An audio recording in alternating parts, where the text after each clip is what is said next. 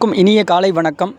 June 11, 2025 காலை 8:30 மணிக்கு சரியாக இந்த வானிலை அறிக்கையானது பதிவு செய்யப்படுகிறது. அதிகாரப்பூர்வ அறிக்கைக்கு இந்திய வானிலை அறிக்கை பார்க்கும். இது உங்கள் ஏஜஸ் வெதர் அப்டேட் சேனல். நம்ம சேனலுக்கு யாராவது புதுசாக இருக்கீங்க அப்படின்னா கண்டிப்பாக நம்ம சேனலை சப்ஸ்கிரைப் பண்ணிவிட்டு லைக் பண்ணிவிட்டு பாருங்கள்.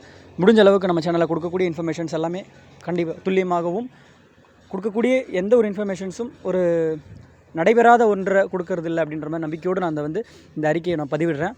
தற்பொழுதைய வானிலை அமைப்பின்படி அதாவது காற்று சுழற்சியானது தெற்கு ஆந்திர மற்றும் வட தமிழகத்தை ஒட்டிய பகுதிகளில் நிலவக்கூடிய ஒரு சூழ்நிலையால் இந்த காலை வேளையிலேயே மழைப்பொழிவு, அதாவது உள்பகுதிகளில் கள்ளக்குறிச்சி மற்றும் அதனை சுற்றுவட்டார பகுதிகளில் ஒரு லேசான மழைப்பொழிவாக ஒரு வாய்ப்பும், வடகடலோர மாவட்டங்களில் ஒரு மேகமூட்டத்தோடு கடந்த சூழ்நிலையால் காணப்படுகின்ற ஒரு சூழ்நிலையாக இருக்கும்.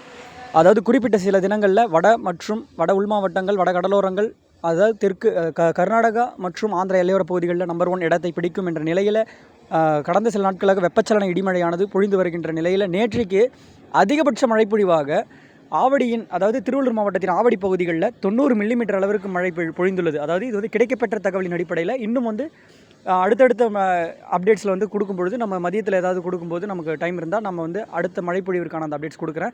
இப்போது நேற்றைக்கு அதிகபட்ச மழைப்பொழிவு ஆவடி 90 மில்லிமீட்டர் பொழிந்த நிலையில் பூந்தமல்லி பகுதிகள் 18, ரெட் ஹில்ஸ் 14, சோழவரம் 9, திருத்தணி 4, ஜமீன் கொரட்டூர் பார்த்திங்கன்னா 4 மில்லிமீட்டர் அளவிற்கு மழை பொழிந்துள்ளது. அடுத்தது சென்னையின் பரவலான இடங்களில் மழை பொழிவு கொடுத்துள்ளது. அதாவது ஒதுக்குதலே இல்லை, பரவலான இடங்களில் கிட்டத்தட்ட சைதாப்பேட்டையில் 62.4 மில்லிமீட்டர் அளவும், நெற்குன்றம் 57.9, கொரட்டூர் 55.8, வலசரவாக்கம் 52.5, கொரட்டூர் 50.4, வலசரவாக்கம் 40.8. அதாவது இது ஜோன் வாரியாக நான் கொடுக்கக்கூடியது. கொரட்டூர் இப்படி சென்னையில் பார்த்திங்கன்னா பரவலான இடங்கள் ஐயப்பாக்கம், அம்பத்தூர், இந்த வட திருவள்ளூரை ஒட்டிய பகுதிகளிலேயே நல்லதொரு மழைப்பொழிவாக அமைந்துள்ளது. அடுத்தபடியாக அதாவது எங்கேயுமே ஒதுக்கலன்னு சொல்லலாங்க. மதுரவாயில் பகுதிகளில், வேளச்சேரி இப்போ உள்ளிட்ட பல இடங்களில், சோழிங்கநல்லூரில், இன்னும் மேடவாக்கம், பள்ளிக்கரணை, மணலி, அண்ணாநகர், கத்திவாக்கம், ஊத்தண்டி, சாலிகிராமம், மடிப்பாக்கம், இப்படி பல இடங்களில், காசிமேடு பகுதிகள், எல்லா இடங்களுமே ஒரு லேசான மழை பொழிவு முதல் கனமழையாக ஆங்காங்கே பொழிந்துள்ள நிலையில் அடுத்த இடம் பார்த்திங்கன்னா, ரெண்டாவது இடமாக பார்த்திங்கன்னா கோயம்புத்தூரில் 79 மில்லிமீட்டர் அளவுக்கும், சின்கோனா 62, வால்பாறை 53, தாலுக்கா ஆஃபீஸ் வால்பாறை 49, சோலையாறு 42, அன்னூர் 9.4, வரட்டுப்பட்டி 9.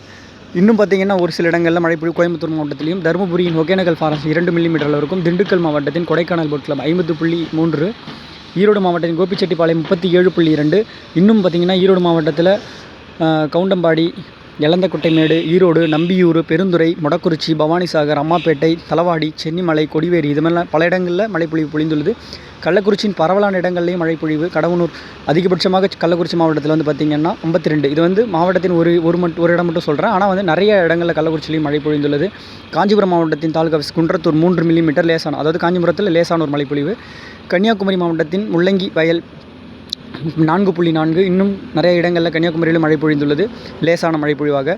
அடுத்தபடியாக கிருஷ்ணகிரி மாவட்டத்தின் ஹொசூர் மற்றும் தேன்கனிக்கோட்டையின் ஒரு லேசானது முதல் மிதமான மழையாக ஆங்காங்கே ஒரு இடங்கள் அப்படின்ற மாதிரி பதிவாகியுள்ளது. மதுரையின் கல்லந்திரி, சித்தம்பட்டி, புள்ளிப்பட்டி, மேலூரில் ஒரு சில இடங்கள் மழை பொழிவும். மயிலாடுதுறை மாவட்டத்தின் மணல்மேடு பகுதியில் 40 மில்லிமீட்டர் அளவிற்கும், இன்னும் பார்த்திங்கன்னா ஒரு இடங்களில் மயிலாடுதுறையில் பொழிந்துள்ளது. நாகப்பட்டினம் 1.2, நாமக்கல் மாவட்டத்தின் சில பகுதிகளிலையும் பொழிந்துள்ளது. நீலகிரி மாவட்டத்தின் பகுதிகளிலையும் மழை பொழிவு.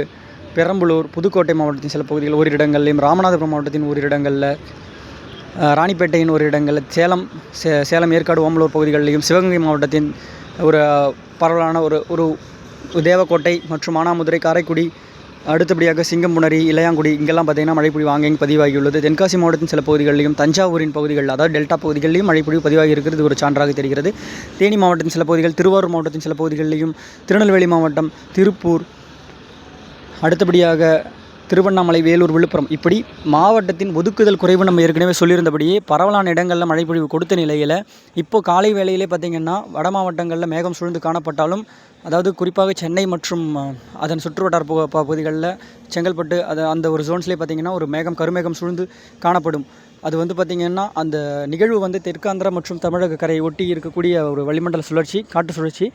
இதன் காரணமாக அங்கே இருக்கக்கூடிய தாக்கம் நமக்கு பார்த்திங்கன்னா இப்போ ஒரு மேகமூட்டத்தோடு அதனுடைய எஃபெக்ட்ஸ் தான் உங்களுக்கு இப்போ தெரிகிறது. அடுத்து வெப்பம் உயர்வுக்கு பின்பு மீண்டும் வடமேற்கிலிருந்து வரக்கூடிய காற்றின் மற்றும் மேற்கு காற்று கிழக்கு சந்திப்பின் காரணமாக வெப்பம் உயர்வுக்கு பின்பு பூமி குளிர்ந்த இடங்களை, அதையும் பார்த்திங்கன்னா பூமி குளிர்ந்த இடங்களுக்கு வாய்ப்பாக இருக்கும் அப்படின்னு சொன்ன இடத்துலேயே பார்த்திங்கன்னா மழை பொழிந்துள்ளது. அந்த மாதிரியான ஒரு இருக்க சூழ்நிலையில் அதாவது நேற்றைக்கு ஒதுக்கி இருந்தாலும் இன்றைக்கு அவங்களுக்கு அப்படின்ற மாதிரி கன்ஃபார்ம் அப்படின்ற மாதிரி வச்சுக்கலாம். இன்றைக்கும் வட உள் மாவட்டங்கள், வடகடலோரங்கள் மற்றும் டெல்டாவிற்கும் நல்லதொரு மழைப்பொழிவு வாய்ப்பாக அப்படின்ற மாதிரி தெரிகிறது. இதில் ஏதாவது ஒரு சிறு மாற்றம் இருந்தாலும் மதிய அறிக்கையில் நான் கண்டிப்பாக கொடுக்குறேன். ஆனால் வந்து நம்ம கொடுத்துட்ருக்கிற எந்த ஒரு அறிக்கையிலையும் வந்து எந்த ஒரு மாற்றமும் ஏற்படலைன்னு தான் சொல்லணும். படிப்படியாக தென்மேற்கு பருவமழை இன்னும் ஓரிரு நாட்களில் தீவிரமடையும். அது வந்து இப்போ இது காற்று சுழற்சியோடு இணைந்த கொண்டே இப்போ வந்து பார்த்திங்கன்னா தற்பொழுதே வந்து மேற்கு தொடர்ச்சி மலை மாவட்டம் ஓரிரு இடங்களில் மழை பதிவாகக்கூடிய நிலையில் அடுத்தடுத்த நாட்களில் தீவிரமடைந்து மேற்கு தொடர்ச்சி மலை மாவட்டங்களில் 14-15 தேதிகளில் கனமழையாக ஆங்காங்கே அப்படின்ற மாதிரி பதிவாவதற்கான ஒரு சூழ்நிலை இருக்கிறது.